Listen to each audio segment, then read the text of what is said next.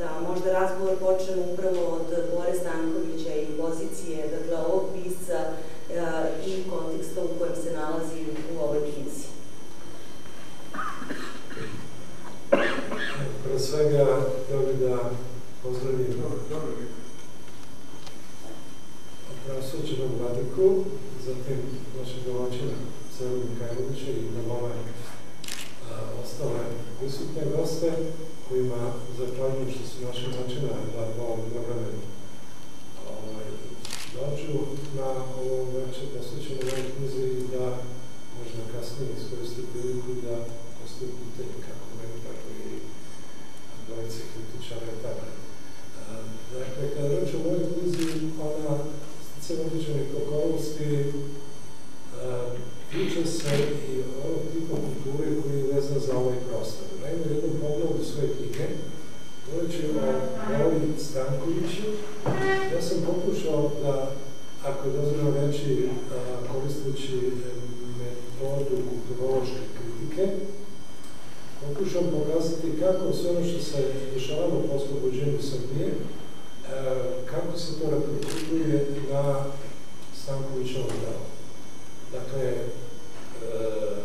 ima jedna sjajna studija Sofke Silaza koju je napisao Milica Petković, koji upravo govori o profilisanju Sofkinog književnog lika, polazeći iz ove kulturološke perspektive. Tako da, evo neka ovo bude uvod u jednu raspravu koja se ne tiče samo tipova kulture i onih obrazaca koji su vezani za početak 20. veka i koji su imali neke svoje predstavnike i na ovom području, nego je ovo možda dobar uvod za priču o tome što ova knjiga sadrži, na koji on način tretira pitanje srpske kulture vezano za prelom 19. i 20. veka i najposle, ako je dozvoljeno autoru da kaže na koji način ta knjiga pokazuje jednu vrstu sprege između onoga što jeste kulturni obrazac i sama kultura koja je negovana na početku 20. veka, posebno posle Prvog svjetskog rata i kako je kultura kao jedna vrsta lakmusovog papira opravdala, dakle, ne samo kulturni život u Srbiji i potom u Jugoslaviji, nego na koji način je kultura opravdala ono što se ne tiče političkog i nacionalnog obrazca, preko nacionalnog i političkog obrazca, da bome opredeljena je, da ne bude previše patetičan, srpska sudbina u 20. veku. I moja upravo teza ili jedna od teze, jedna od ideja koju ja elaboriram u ovoj knjizi, jeste način na koji kultura, dakle, ne trpi samo uticaj politike ili onoga što jeste politički obrazac, nego na koji način kultura reperkutuje, proizvodi, dakle, sve one vrednosti koje kulturu stavljaju u poziciju sluškinje. A ta pozicija kulture, nažalost, bila je načno prisutna od 1919. godine, dakle, od formiranja zajedničke države južnoslovenskih naroda, kad se dešava jedan bitan preokret u poziciji koju kultura ima. Naime, do tada, dakle, do Prvog svjetskog rata, to je jedan implicitni stav koji se vezuje za ovu knjigu, dakle, kulturni obrazac koji je stvaran i koji je podukovala srpska elita na početku 20.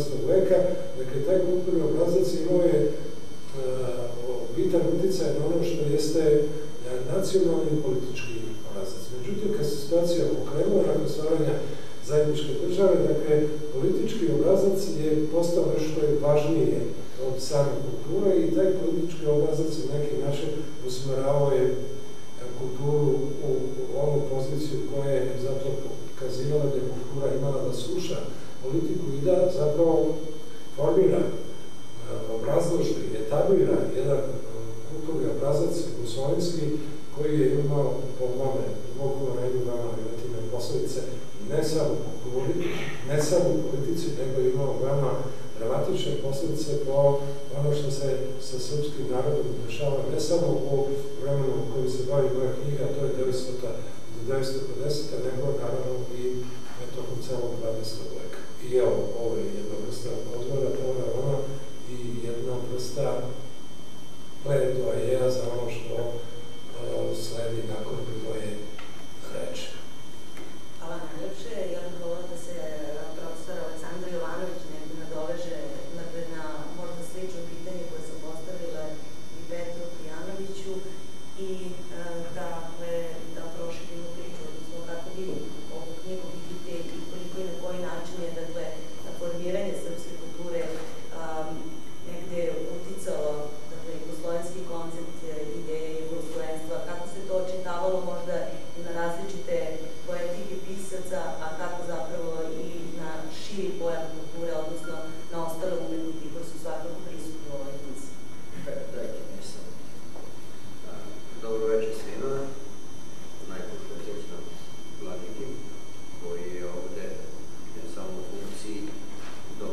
domaćina, što se prostora tiče, duhovnog domaćina, svima vama. I sad u malo smo dilemi, jer je program naslovljen kao Istorija srpske kulture, a zapravo pravi povod je izuzetna knjiga profesora Pijanovića. Pa sad imamo i veliku priču o srpskoj kulturi i imamo i, da kažemo, malu, ali ne manje značajnu priču o samoj knjizi. Dozvolite da kažem nekoliko reči prvo o knjizi, pa ako vreme ne ode previše, onda mogu i širu priču. Najpre, profesor Pijanović je napisao knjigu u kojoj je ispitivao, i to je jedno od retkih sistematičkih istraživanja, procesa i dubinskih promjena u srpskoj kulturi u prvoj polovini 20. veka. I to procesa i poremećaja koji su doveli do onoga do čega su doveli. On je prethodno napisao knjigu Srpski kulturni krug 1900-1918. Znači, ova knjiga je jedan širi zahvat i duži vremenski period koji je u sebe usisao, ugradio, ali ne mehanički preuzeo njegovu prethodnu knjigu. Ako pogledamo naslove knjige, a to su recimo Kulture i kulturni krug, nacrt za jednu istoriju moderne srpske kulture, okviri kulture, vidovi kulture, slojevi kulture, književni kulturni korpus, stari i novi književni kod, mi otprilike vidimo šta je to. A Petar Pijanović je ispitivao srpsku kulturu u njenoj ukupnosti, od društvenog i političkog života, preko privatnog života, kulturnih, nacionalnih, verskih institucija, umetnosti, istorija ideja i istorija, kako da kažem, ono što je možda spadalo u civilizaciju, gde spada i štamparstvo, izdavaštvo, itd., uviđajući da svi ovi procesi su međusobno i samerljivi, međusobno kompatibilni, međusobno utiču jedni na drugi. I dozvolite da kažem ovdje nešto što mi se također čini izuzetno važnim. A Petar Pijanović, oni koji prate književni život, su mogli da upoznaju ne samo kao dugogodišnjeg ili podecenijskog glavnog urednika ili u funkciji glavnog urednika Zavoda za udžbenike i nastavna sredstva, i to u onom periodu, zlatnom periodu Zavoda, kada je Zavod objavio oko 200 tomova sabranih izabranih dela naših najvećih naučnika i umetnika, od Pupina, Tesle, Milankovića, Cvijića, Belića, braće Popović i da ne ređam druge, ima ih, nego je to čovjeka koji se usredsredio na monografije o našim značajnim piscima druge polovine 20. veka, kao što su Borislav Pekić, kao što su Danilo Kiš, kao što je Miodrag Bulatović, kao što je Milorad Pavić.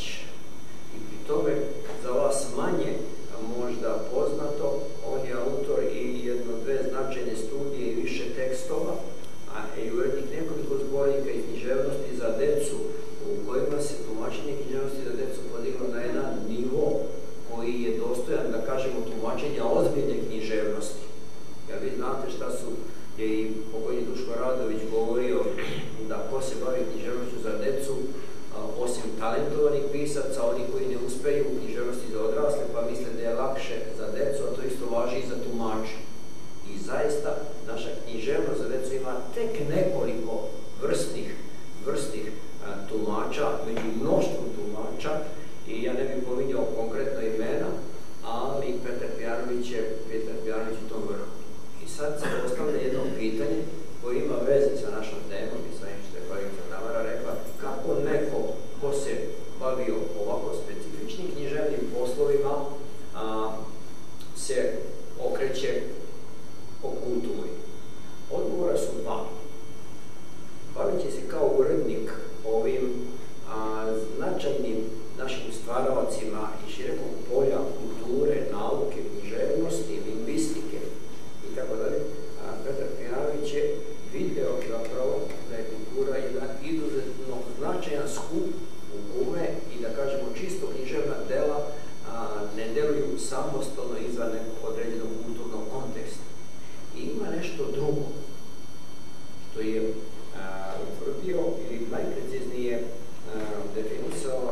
semiotičar Mihail Lotman, Juri Lotman, da su književna dela izomorfna kulturi, odnosno da književna dela svojom organizacijom ponavljaju organizaciju celokupne kulture. Jer svako ko se bavio književnošću pre ili kasnije mora ili osjeća potrebu, ako naravno i druge okolnosti, recimo vremenske dozvole, da i izvan polja književnosti uđe u kulturu.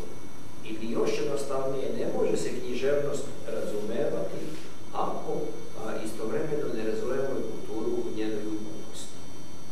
I logično je da se Petar Pijanović našao na tom putu, nije izašao iz književnosti, ali je duboko zakoračio u njen kontekst.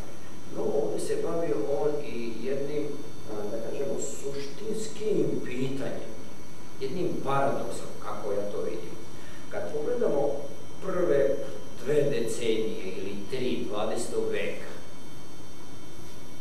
mi vidimo jedan razvoj Srbije kao retko kada, možda još pod Svetim Savom.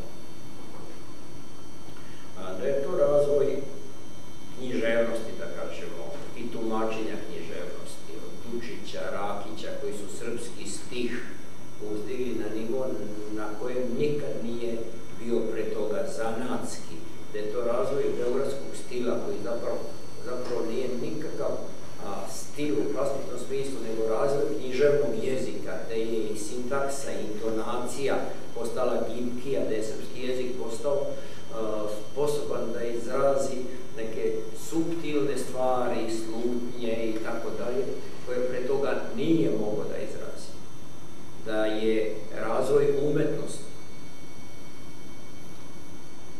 Nadežda Petrović, i ne samo ona, ne uzimamo da je Paja Jovanović, Uroš Predić, da je razvoj nauke, Milanković, Mihajlo Petrović Alas, Pupin, Tesla, od kojih samo Tesla nije bio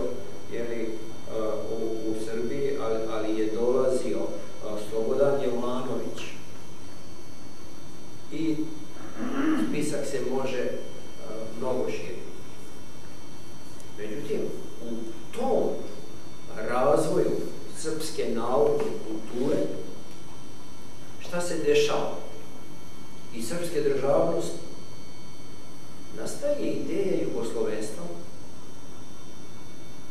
zahvaljujući i Skerliću i političarima i drugima, našim kulturnim radnicima, nekim više, nekim manje, koja je de facto razorila srpsku kulturu pa i srpsku državu iznutra. I koja se posle, a ova knjiga to dobro pokazuje, udružena sa komunističkom ideologijom, nastavila isti posao sve do 90. godina ovog veka, dokle profesor Pijanović ne stiže, on je dao jednu vremensku odrednicu 1950. pola veka, naravno priča se nastavlja, jer to je više jedna, da kažemo, vremenska odrednica, pogotovo što je ideologija u sve one procese trajale i dalje, pa i kad smo se formalno oslobodili jedne i druge ideologije, ona je toliko ušla kao virus ili kao otrov, da to istim intenzitetom traje i danas. Ako vidite kulturne programe, ako vidite političke programe, kao da se ništa nije promenilo. Osim što je možda, termini su promenjeni, umesto jugoslovenstva, to je regionalno, umesto internacionale, evropske vrednosti i tako dalje i tako dalje. Naravno, ovako ogoljeno rečeno, ne može se da je sve Petar Pijanović uradio, koja su istraživanja, koje su analize kulturnih tekstova, koje su sagledavanja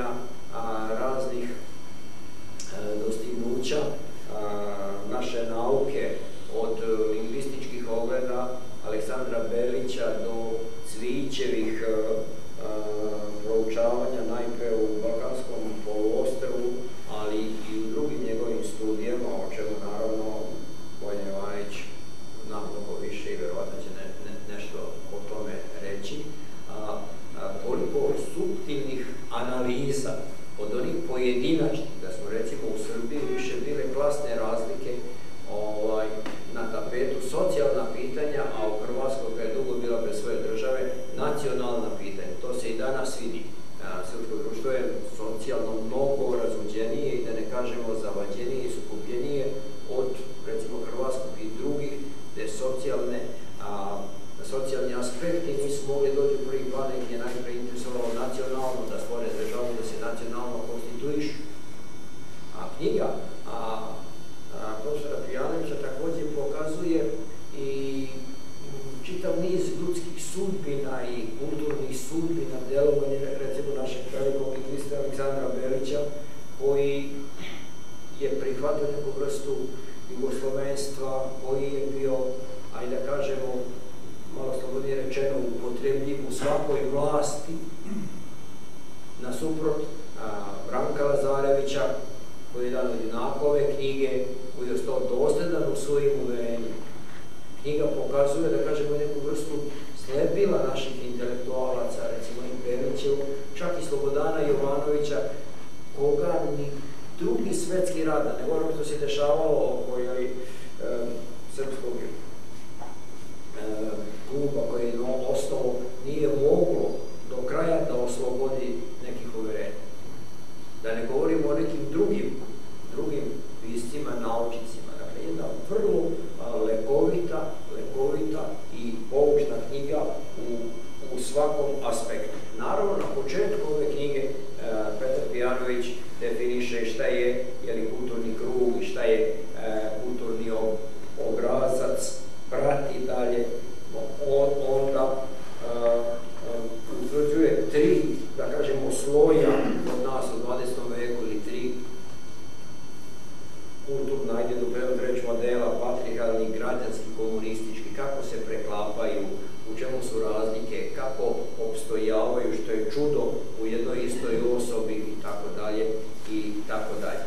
I ja bih ovdje, da ne širim priču o samoj knjizi, jer zaista je vredi pročitati i sve što kažemo bit će vrlo malo, skrenuo pažnju samo na jedno poglavlje. Petre, portreti pisaca, to su ukrštenja u kulturnom krugu.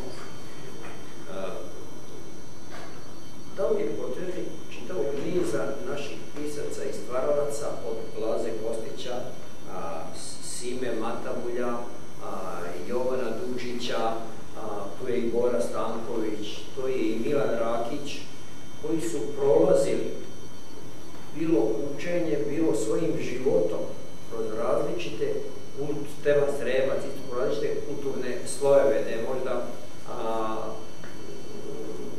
Matavulj paradigma od Dalmacije preko Crne Gore do Srbije, govori o njihovom odnosu prema kulturi, o njihovom značaju za srpsku kulturu, o tom ukrštanju kulturnih slojeva koje je možda njih mučilo, ali bogatilo srpsku kulturu i dolazi do jednog zaključka koji je, neću da kažem, pesimistički, ali dosta ozbiljan.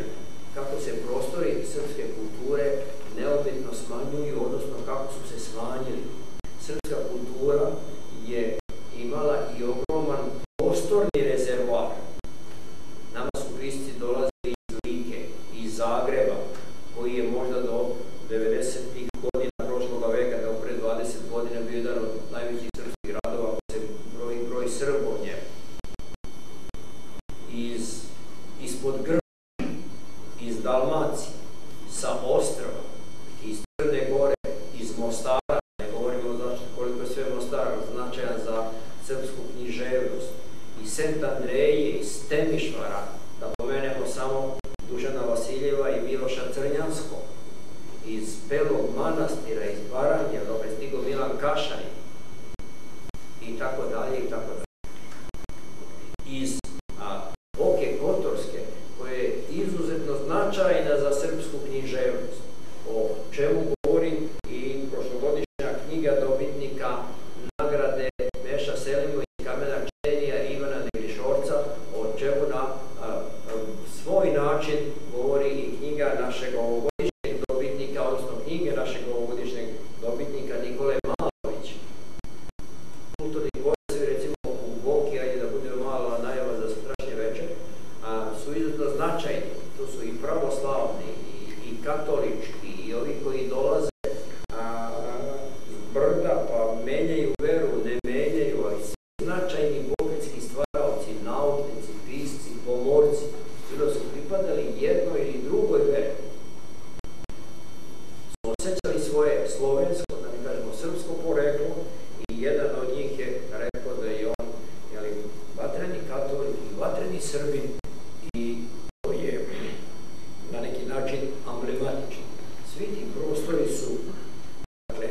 suženi, da ne kažemo za uvek izgubljeni, jer ništa nema za uvek i nadajmo se da će oni, a i ovi koji su ostali, stvoriti izvodne stvaraoce kao što su bili na početku 20. veka i tokom celog 20. veka. Da ne pominjemo Andrića i druge, i ja bih završio, vraćajući se na sam početak, time da ta protivorečnost, taj veliki ljudski, intelektualni, kulturni, književni, naučni potencijal ipak nije uspeo da nađe rešenja za srpski narod u 20. veku. Mislim da je to polazni moment koji je opredelio nastanak ove studije. No nije bilo ono. Da se ne vraćamo na ono kako je Sveti Sava počinjao, gde je išao iz Srpske kraljevi od rimskog pape do Carigrada, kad Carigrad oslabio Nikeju, da iskoristimo to kako je, dakle, koristio čitava svoja geostrateška saznanja i mudrost da bi stvorio svoju državu i svoj narod. Pa čak i u 17. veku, kad je nastao srpski barok, kad je narod u rasejanju, preskačući humanizam i renesansu i sve, tražio kulturni put, tražio nacionalni put u mnogo težim okolnostima nego što je bilo 1914. 1918. pa rešenja nisu bila lošija u 20. veku. Kao da je srpsku kulturu u 20. veku stigao zamor. Možda je tako, možda nije, ali u svakom slučaju srpska kultura 1950. otvara brojna pitanja, nudi brojna saznanja, mnoga otkrića i mnoge ljude mi vidimo u jednom svetu na koji prosto nismo mogli da ih vidimo dok se dublje ne udubimo u njih, a to nije svakome dano. Toliko.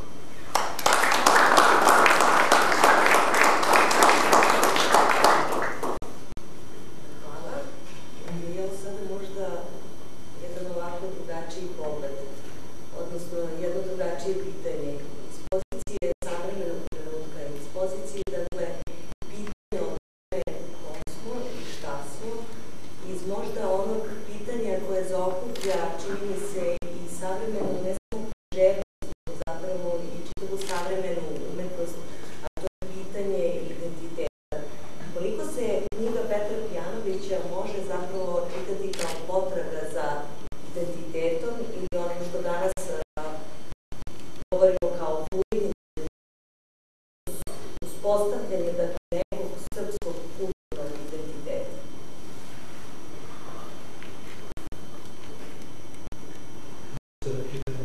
Jeste, ja se izvinjavam da pitanje upućeno Bojanu Jovanoviću, antropologu i pesniku. Pitanje je zaista ključno, no nego što počne da odgovorim na njega, bi jednu dilemu uklonio, naime jednu iluziju. To uobičajeno pitanje potrage za identitetom obično se javi kao neka poštapalica koja pretpostavlja, dakle, da postoji nešto kao identitet, nešto kao određena predstava o nama samima koje treba pronaći. Pokazalo se da je to jedna velika iluzija, jer iako u mladosti obično su pojedinci skloni da tragaju za sobom, da pronađu svoj identitet, a to se pokazuje i kod kolektiva koji nedovoljno veruju u sebe, pa onda hoće da pronađu sebe i upuštaju se u raznorazne avanture.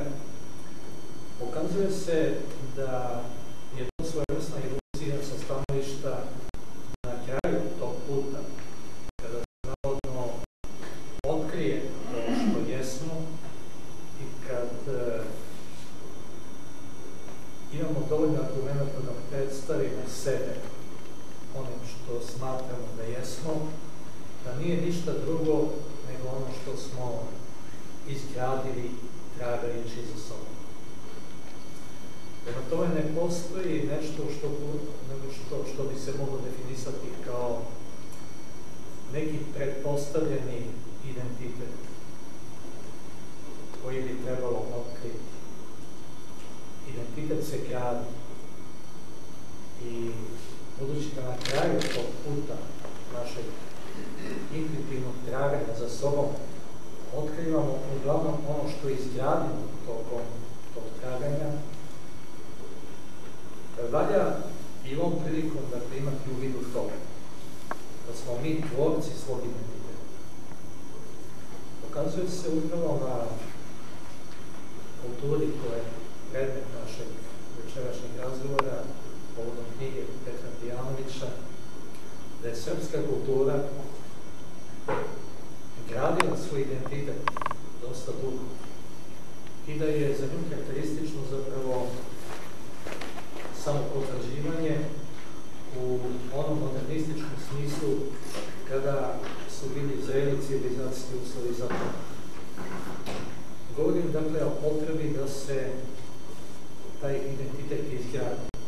On se gradio tokom čitavog 19. veka u jednom modernom smislu kada dotadašnji koncept kulture označen kao obrazac kulture više nije moglo da zadovolji kolektivne i državne potrebe i onda je uspostavljanje i stvaranje institucija stvoreno jedna mreža za utemeljenje kulturnog identiteta i kulturnog obrazca. Dakle, akcent je sada na onome što je kulturni obrazac. Za razliku od antropološkog pojma obrazca kulture. Taj obrazac kulture je bio važeći u vreme ropstva po Turcima, kada su spontane institucije poput običaja, verovanja, religije, usmene književnosti bile dominantne za građenje i potvrđivanje identiteta.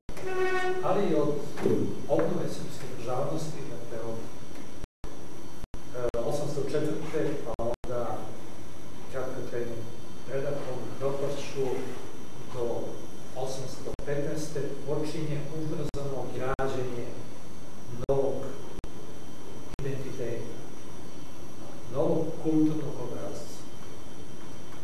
I zapravo čitav 19. vek je u znaku izgrađivanja onoga što dolazi kao konačna potvrda zlatnog perioda srpske kulture, a to je period od 900.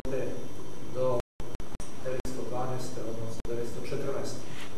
Stoljećani poput Andreja Mitrovića nazvali su taj period zlatni period srpske kulture, jer u stvari do tada došlo do punog izražaja ono što je prethodno veku građano. Dakle, to je taj opipljiv, jasan, prepoznatljiv kulturni obrazac Srba. Kroz čitav niz institucija, a naročito u domenima naučnog, umetničkog i književnog stvaralaštva. Kroz institucije koje su ostale potvrda tog identiteta. Srpska književna zadruga, Srpska akademija nauka, čitav niz časopisa, srpski književni glasnik i tako dalje, koji su omogućili da se institucionalno jedna kultura potvrdi, da pruži izvesnost pojedincima koji su nalazili upravo u tim institucijama potvrdu sopstvenog kreativnog potencijala i zapravo državotvorni princip Srbije se u kulturi do 1914. iskazuje na najbolji, najreprezentativniji način. Za sada dolazimo zapravo do onog ključnog pitanja, pitanje identiteta, kolektivnog identiteta, identiteta srpske kulture, da postoji jedno nezadovoljstvo sa tako ostvarenim identitetom. Dolazi zapravo do ideje prevazilaženja onoga što je dotadašnji kulturni obrazac. i potrebe da se taj kulturni obrazac oplemeni, odnosno izgradi na jednom višem stepenu opštosti nego što je bio do tada. Ideja o zajedništvu sa drugim narodima došla je do punog izražaja upravo u trenutku kada je proslavljan najznačajniji datum u srpskoj novovekovnoj istoriji, 100-godišnjica Prvog srpskog ustanka, kada je čitavom nizu manifestacija došlo do izražaja nešto što je ujedno bilo i povod za nove institucije i za nova udruženja pod novim znakom jugoslovenskim. Dakle, suočavamo se sa idejom jugoslovenstva koja počinje da radi na jedan način koji je imao određene šanse da bude viši stepen te identitetske opštosti, ali koji je tokom istorije pokazao tragičnost upravo za srpski narod i postojeći već izgrađeni kulturni obrazac i kulturni identitet. Nije, dakle, reč o tome da je jedna ideja bila destruktivna kao takva. Ideje su po svojoj prirodi neutralne, ali je pitanje njihove realizacije. I način na koji je prihvaćena ideja jugoslovenstva upravo u kontekstu srpske kulture i načina da se ona potvrdi pokazao je ono što je Petar Bijalović nazvao, dakle, jedno podmuklo delovanje istorije.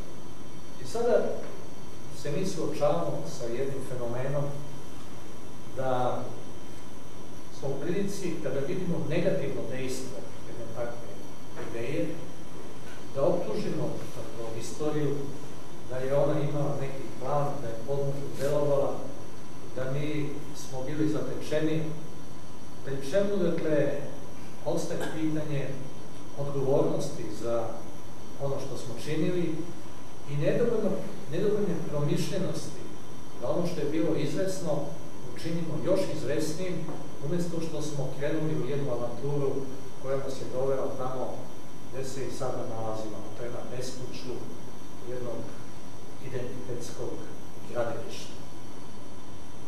Dakle, da ponovno stvaramo sebe, potvrđujemo svoju kulturu u spletu raznoraznih ideja, pri čemu su ove dve i dalje dominantne, dakle, nacionalna ideja i ideja izgrađivanja identiteta na višem stepenu kulturne identitetske opštosti, koja u našem slučaju se pokazuje kao povod. Zbog čega? Na ovom kratkom primjeru istorijskog delovanja, dakle, od 1900.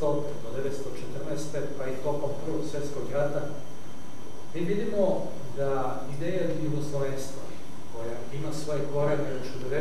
veku, kroz drugu ideju koja je bila karakteristična, to je o srpsko-hrvatskom jedinstvu, koju treba razlikovati od ideje jugoslovenstva koja pretpostavlja i zajedništvo sa Slovencima i koja je različita od ideje južnoslovenstva koja pretpostavlja zajedništvo sa Bugarima, koja je umeđu vremenu napuštena, ali ovom prilikom da se mi sretimo samo na ideju jugoslovenstva, koja je u stvari produžena ideja o zajednici Srbo-Hrvata i srpsko-hrvatske kulture. Čitav niz pomenutih autora koji su reprezentativni za srpsku kulturu, počevši od Jovana Cvijića, Jovana Skerlića, Aleksandra Delića, braće Popovića i drugih do političke elite je bila na neki način opsednuta idejom o zajedništvu, odnosno nedovoljnosti samo srpske kulture koja bi u okviru postojećeg obrasca mogla i državno da se potvrdi u onim najneizvesnijim vremenima koja su došla, a to je vreme Prvog svjetskog rata.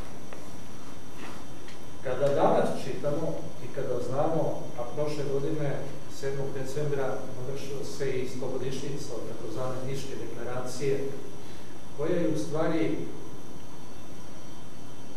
ideološki i politički potvrdila ono što će Krfskom deklaracijom 2 godine potom da se desi i što je u stvari utemeljeno jednim državnim projektom koji je značilo sve samo ne potvrđivanje onoga što je do tada bilo najvrednije. A to je srpski kulturni krug i kulturni obrazac koji je doživao svoje zlatno doba. Kada čitamo tu Nišku deklaraciju, mi možemo da se zapravo zaprepastimo kako u vreme kada je država jednog naroda došla u pitanje, Skupština te države donosi jednu od najznačajnijih i najpresudnijih odluka da je ratni cilj te države ne oslobađanje i potvrđivanje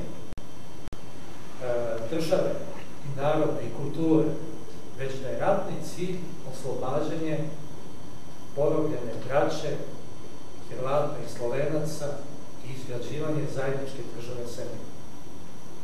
To može da bude kao jedan taktički cilj, što se uglavnom i tumači, da se na neki način oslabi pozadinska, austro-ugarska područje i da se u stvari tom idejom izvrši demobilizacija tih vojnika koji su dolazili kao udarna pesnica i bili u krajevima prisutni. To je jedno od tumačenja, međutim, ukoliko mi vidimo kako je ta ideja potvrđena i 1917. i kako se institucionalizovala i osnivanjem zajedničke države, vidimo zapravo da je ona mnogo dublja. A ona zapravo vuče korene u istoriji, kulturi, književnosti i u opredeljenju naše kulturne, književne, umetničke i političke elite da napravi jedno zajedništvo sa Hrvatima, falsifikujući naučne i kulturne činjenice i govoreći tada o nekom jedinstvenom narodu, zajedničkom jeziku i zajedničkoj kulturi, koji je zapravo samo trebalo da dobije novo državno obličje. Ta ideja koja je došla iz srpske kulture, a koja je paralelno bila razvijena i u Hrvatskoj, pokazuje se pogubno upravo u njenoj realizaciji. Zato što je prihvaćena jedna nedovoljno zajednička ideja utemeljena na nekoj zajedničkoj iskrenosti i njenim prihvatanjem je zapravo potisnuta ona prethodna ideja. Ideja o nacionalnom srpskom utemeljenju kulture i državnosti i odbacivanjem te ideje došlo se do pretpostavke da se prihvati jedna ideja o jugoslovenstvu koja je nudila, dakle, ono što je moderna i pretpostavljala kao rješenje tog duha vremena, ali u scenu odricanja onoga što je bilo osnovno i što je predstavljalo bazični identitet. Jaša Tomić 1918. kada je bio u dilemi da se Vojvodina priključi, insistirao na tome da to bude preko Srbije da bi ušla u zajedničku državu. Insistirao je na tome i čuvene su bile njegove reči i napisi da prvo treba obući srpsku košulju, a tek onda jugoslovenski kaput. Ta metafora pokazuje zapravo značaj da možemo doći do nekog višeg identiteta. Da ga izgradimo samo ukoliko poštujemo ono što je prethodno bilo važno.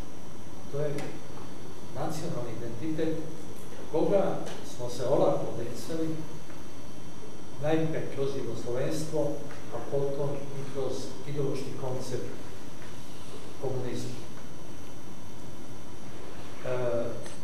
Mislim da je prava tragedija i prava drama upravo u tome i kada se sve činjenice ovako uzmu, vidi se da je ta ideja koja je uspela da zapali, opčini i bude vodilja srpske kulturne, umetničke i političke elite, odvela ovaj narod na neku stranputicu sa koje se uvek pokušalo da radi. Petar Pijanović u svojoj knjizi dobro pokazuje koliko je ta ideja bila i životno dramatična za pojedince koji su bili njeni zagovornici. Kroz, na primjer, polemike ili osvećivanje Miloša Crnjanskog, koji je od pisca sklonog nacionalnom nihilizmu pre, tokom i nakon Prvog svjetskog rata postao osvećeni pisac i njegova polemika sa Krležom upravo pokazuje kako se gradi jedno nacionalno stanovište. Čuveno je to njegovo srpsko nacionalno stanovište koje zapravo ističe značaj nacionalnog interesa. Čitav niz drugih autora, zapravo počeši od Slobodana Jovanovića, pokazuje da i kroz forme, kao što je bio Srpski kulturni klub, je trebalo ideju jugoslovenstva na neki način asimilovati. I ne valja u tome što su naši intelektualci, institucije bili podeljeni. I dok je Hrvatima već nakon nekoliko meseci od osnivanja Jugoslavije bilo jasno kakva je to država i da zapravo treba da bude samo jedna tranziciona forma, što se kasnije pokazalo kroz jugoslovenstvo i Slovenaca u Kardeljevoj izjavi da je Jugoslavija u stvari tranziciona forma za potvrđivanje nacionalnog. Srpskim intelektualcima je bilo potrebno desetine godina, Slobodanu Jovanoviću čak i gotovo pola veka, da bi došlo do pokušaja da osvesti svoju misiju i realnost srpske kulture, utvrđujući ipak da srpska kultura nije imala kulturni obrazac. Dakle, jedna sasvim pogrešna njegova predstava autora, mislioca, koji je, da paradoks bude veći, učestvovao u dva važna kulturna obrazca na početku 20. veka između dva rata, ali koji nije uvideo značaj tih institucija, niti je došao do saznanja da je brza smena tih kulturnih obrazaca, upravo u Srbiji, dovela do iluzije da mi u stvari nemamo ono što je najbitnije za naše kulturno postojanje, a to je kulturni obrazac. Dakle, ta brza smena koja je, kao što sam pomenuo, od početka 20. veka formirala nacionalni kulturni obrazac koji je 1918. bio smenjen jugoslovenskim, a od 1945. ideološkim ili komunističkim, da bi se nekim krafom došao sada 90. godina ponovo do obnove tradicionalnog građanskog višepartijskog kulturnog obrasca, pokazuje da smo mi tokom 20. veka zapravo promenili više kulturnih obrazaca, 4 najmanje. I da smo u stvari u toj brzoj smeni i došli do poziciju da nemamo ono što je najbitnije za kulturno državno postojanje, to je jedna forma čije dugo trajanje daje kulturnu izvesnost. U tome je, dakle, taj paradoks koji se ogleda u lakom i olakom iskorenjivanju i diskontinuitetu. I jedna je od istina da je naša kultura diskontinuiteta, koja evo vidimo od vremena u ovom kratkom periodu, dakle, od demokratskih promjena, sa promenom svake vlasti dolazi u stvari do pokušaja radikalnih promjena, koncepcija, ideja i shvatanja i da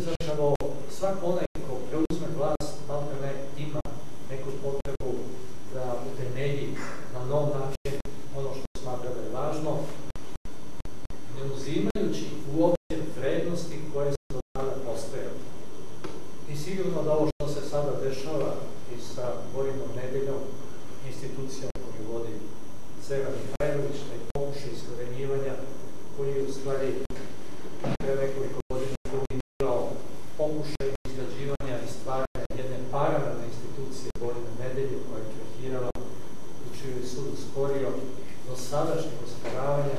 Dakle, vidimo na primjeru jedne male zajednice, jedne institucije koja bi ova sredina trebalo da se ponosi, kako sa kojom nemarnošću se nastoji da ospori jedna vrednost, jedna tradicija koja nastoji da se negira i da se tamo negde u zapečku ona ostavi da vegetira, da izumre, a da se na njeno mesto uz pomoć postojećih fondova ponovo započne i tako nešto.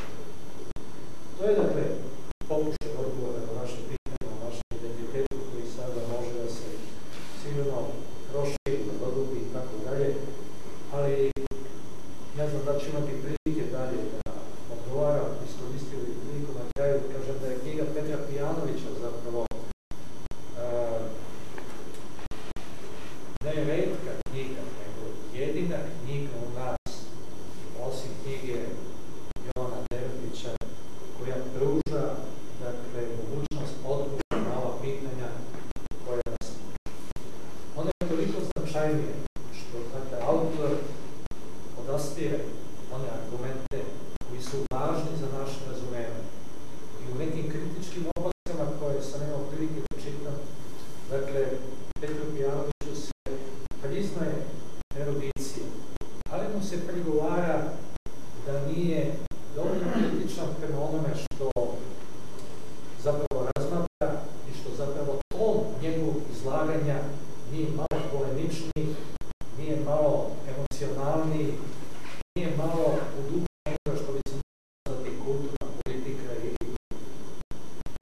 Međutim, mislim da je vrednost upravo ove knjige u tome što su te činjenice koje je on izneo date jednim mirnim domom, kako je uvrstala njegova priroda i koja zapravo snagom argumenta deluje na takav način da u vama izaziva ono nezadovoljstvo koje se sada traži da ima sam autor. Ja sam ponovo pogledao, nisam sve pročitao i nekad pogledao i da osvežim utiske za ovaj razgovor. Jer smo jednu od prethodnih razgovora imali u Srpskom književnom društvu, nažalost, tako malobrojnom publikom koja pokazuje nezainteresovanost i naših medija i naše šire kulturne javnosti za ove probleme. Ali onda kada se svako od nas suoči sa problemom identiteta i problemom kulture, to obično dođe sa onim ekonomskim, socijalnim nevoljama, da kada čita ovu knjigu, onda on dobija prave odgovore koje mu pisac ne sugerira, nego ostavljajući činjenice daje mogućnost da sam dođe do toga. I upravo to nezadovoljstvo koje postoji i koje doživi svako kao čitalac, nezadovoljstvo svojim položajem i položajem svoje kulture u ovom kontekstu, daje jedan snažan argument da malo drugačije gledamo na aktere onih zbivanja koji su doveli do toga, da ih ne okrivljujemo previše, ali da je pitanje njihove odgovornosti evidentno, budući da je ishod njihovih zalaganja nedovoljna promišljenost na ideji jugoslovenstva i nedovoljna upućenost i istrajnost ka nečemu što je mnogo značajnije i elementarnije, a to je nacionalni kulturni obrazac.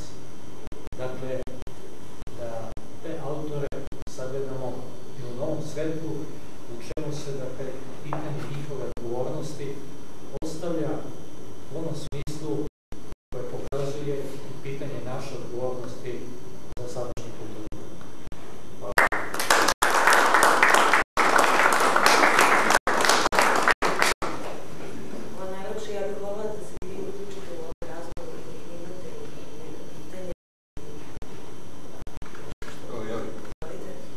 Stalni su lamenti, znate, i na ovom skupu.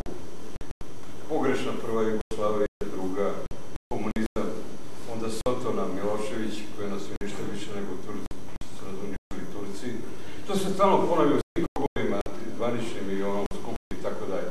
A dok je tako, nismo li mi možda bolestan narod kome je potrebna kolektivna psihološka terapija?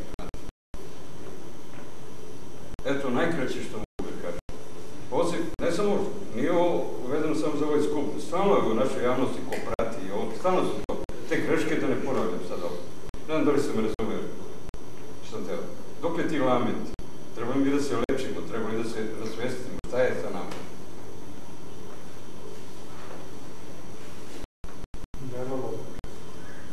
Ne znam, da li treba nešto da dopunim, ja ovako sam spontano to, a ja verujem i više njih pitamo, stalno smo u toj dilemi. Dok je prekinuti, treba li nam lečenje, jer smo i bolestan narod, kako da hodamo kroz istoriju, šta je sa nama? Postojeći antropolog da kaže dublju reč. Baš ste vi kompetentni. Ne, ja hoću, ja prvo, bar što se onoga što sam ja rekao, izvinjavam se, možda to nije bio prezent, nije to nikakav lament bio. To je razgovor o onome što nam se dešavalo u povodu i knjige Petra Pijanovića i zapravo ne o povodu, nego onome što je on opisao od lamenta i što bi se, u našem hitnom pravcu rekao tugovanke ili tugovanja, nema velike koristi. Najprije mislim da je ovo jedna analiza, a šta iz toga sledi? Oprostite, nevezano za knjigu, možda. Ne, a znači nije ni ovdje bilo lamenta i ovo što je Bojan Jovanović jako dobro govorio, što se ljudi u sve srednjoškolske učenike, o identitetu koji se gradi, koji nije unapred dat i tako dalje, i tako dalje. To je jedan opis stanja i to je put. I to je put, a sad put se naravno uvek, kako da kažemo, politikom, kulturnom politikom gradi ili razara. Pošto niko od nas nije ovdje psihijatar, vaše pitanje ostaje da je nije upućeno njima, eto toliko. Od kukanja nema, vajde teo sam to se proteže na svim nivoima, znate, neko ovo skupira. Nije ni Petar Pijanović kuko, nego se oko napisao knjigu. To je već nešto drugo. Evo, ja ću pokušati.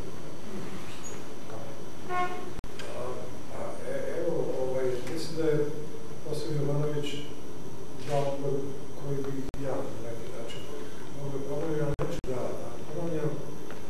Dakle, ako ja mogu kao autor da kažem šta je ideja i smisao mog bavljenja ovim poslom, a ideja je pro sebi pokušaj ne nikakvog argumentiranja naprotiv. Pokušaj da sa jednom koliko je moguće objektivno, racionalno izvedenom logičkom analizom pokušaj doći do ocene stanja duha i svega onoga, dakle, što je proizvalo jednu situaciju koju mi živimo, dakle, dosta dugo, a živo je, dakle, čuo smo da je dao sve odlične, mislim, posluženje svega ono dugo, i prosto ne treba postaviti pitanje tipa šta je pisac htio da kaže. Dakle, pisac, ako mogu da i ja sada iznesem svoj stav, dakle, nije htio da poučati, nije htio da docira, nije htio da lamentira, nego prosto je htio racionalno da dođe do odgovora na pitanje, dakle, na koji način prošlost anticipira ono što mi živimo ovog časa i na koji način bi, ne izvodeći nekakve konačne konsekvence, mogli postupati danas da ne bi su imali narodni 100 godina ono što su imali u prethodnom vremenu. I upravo, kada je pomenuo jedan zanimljiv podatak, narodi u našem okruženju su bili mnogo pragmatičniji. Prosto znali su što da radi. Jedan zanimljiv podatak koji je vezan, što je Bojan pomenuo 1904. godine. 1904. godina je godina kada se slavi 100-godišnjica Prvog srpskog ustanka. Nema još Jugoslavije. To je 1904. godina, Jugoslavije je osnovana 10 godina posle. Međutim, indikativno da sve one kulturne, umetničke, naučne skupove itd. Održavaju se mahom u Beogradu i nose u nazivu ne atribut srpskog književnog večera posvećeno temi, srpska izložba itd. Sve imaju atribut jugoslovenski. I da bi ta situacija bila još zanimljivija, dakle 1904. godine, sve te značajne manifestacije skoro sve otvora kraj. Ili njegov sin. Ostao je simbolički gest koji se hoće ukazati na to da je mimo onog zvaničnog protokolarnog, dakle slavljeničkog konteksta vezanog za 100 godina, dakle od srpskog ustanka važnije nešto drugo. Međutim, nije smisao ovo ćemo govorimo o tome, nego naredne, dakle 1905. godine, srpska jednoumetnička delegacija koju su uslikali pisci, književnici, nešto i političari i tako da odlaze u Zagreb.